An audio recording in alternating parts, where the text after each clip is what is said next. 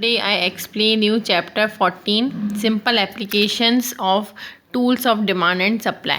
देखिए इसमें क्या रहता है कि in the market price of commodity is determined at a point.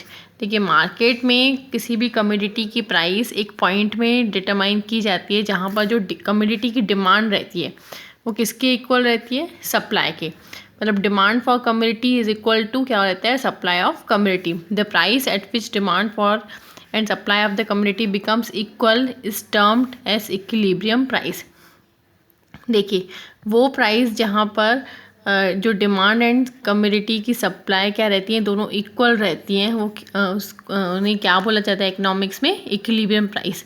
मतलब जहाँ पर डिमांड और सप्लाई दोनों क्या है, इक्वल है, वो क्या होती है, इक्विलिब्रियम प्राइस।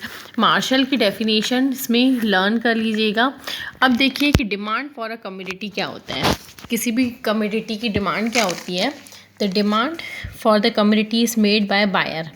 देखिए कमोडिटी की जो डिमांड होती है वो किसके द्वारा की जाती है, बायर के द्वारा, खरीदने वाले के द्वारा। क्यों? क्योंकि उस कमोडिटी में, है ना, उस चीज़ में क्या रहती है, यूटिलिटी रहती है। जिसमें हमें यूटिलिटी मिलेगी, जिसमें हमें सेटिस्फैक्शन मिलेगा, उस कमोडिटी की डिमांड भी ज़्यादा होगी।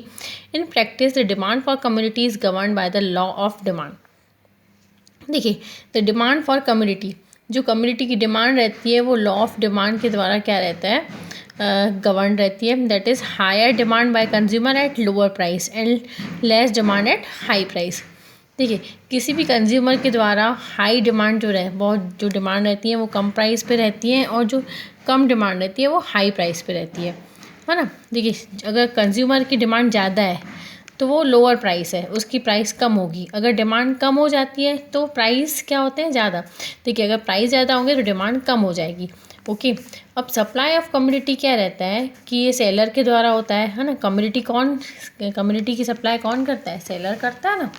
बिकॉज सेलर या प्रोड्यूसर, जो सेलर और प्रोड्यूसर होता है वो प्रॉफिट अर्न करना चाहता है अपनी कमोडिटीज़ को सेल करने के लिए।